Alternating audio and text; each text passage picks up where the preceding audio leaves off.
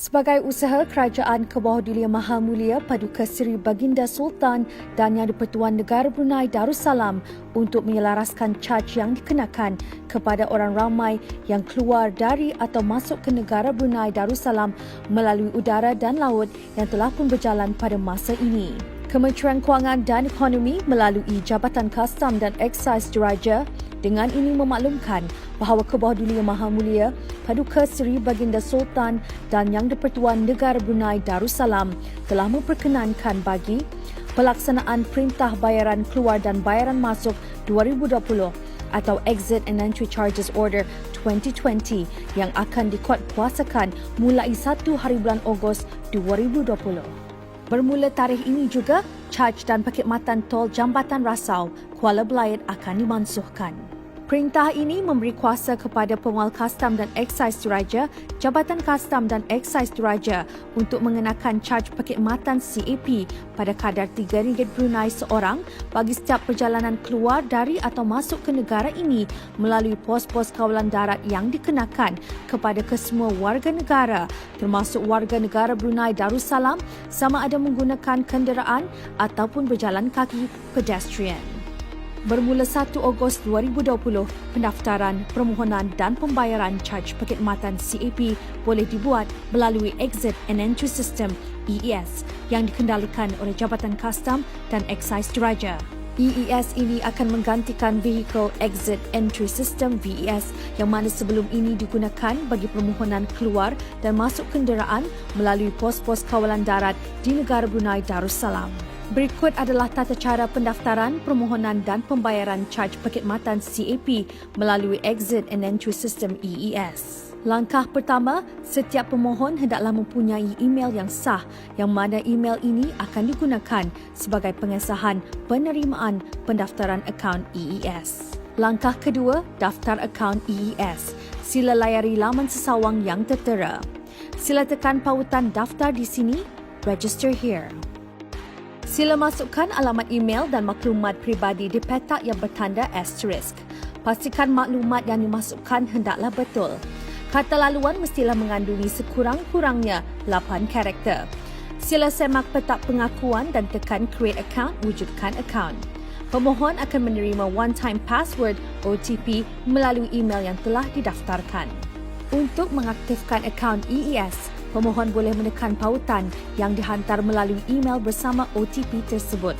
Seterusnya, pemohon akan dibawa ke halaman OTP dan hendaklah memasukkan OTP yang telah diterima bagi proses mengaktifkan akaun EES. Pendaftaran akaun EES ini hanya perlu dibuat sekali sahaja bagi pemohon yang baharu. Bagi pemohon yang telah berdaftar, sila masukkan email dan kata laluan yang telah didaftarkan dan tekan punat log masuk atau login untuk meneruskan permohonan perjalanan. Langkah ketiga, lengkapkan maklumat perjalanan. Setelah akaun EES diaktifkan, pemohon hendaklah memasukkan maklumat perjalanan yang lengkap seperti berikut.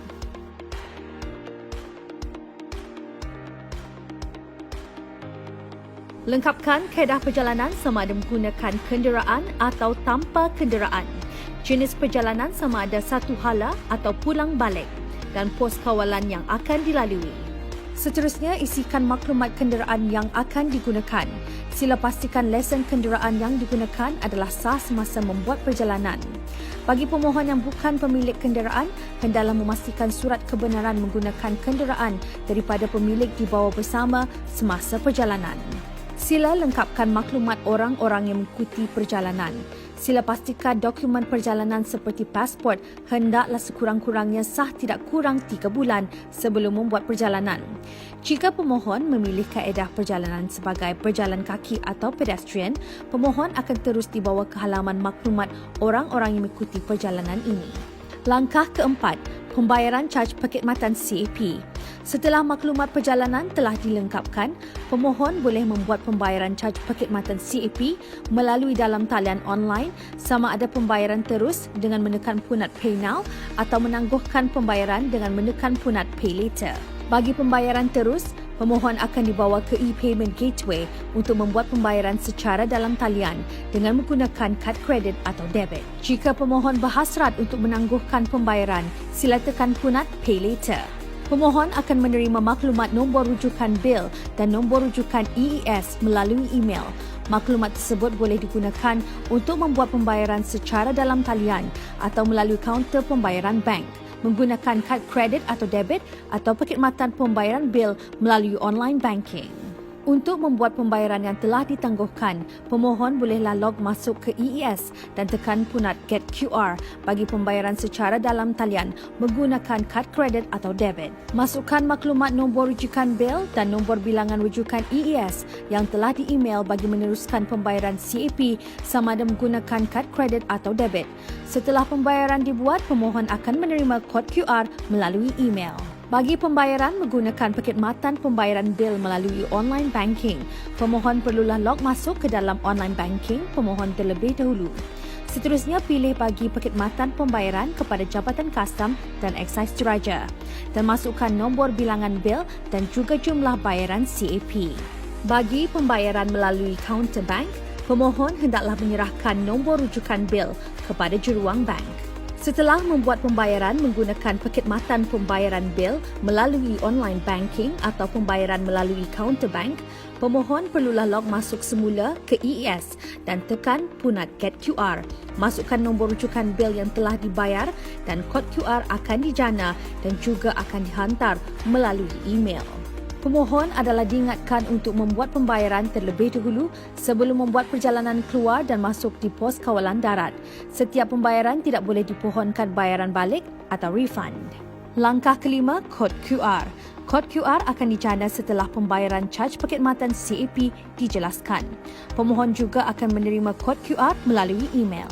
Langkah keenam, imbas kod QR semasa keluar dari atau masuk ke negara Brunei Darussalam melalui pos kawalan darat.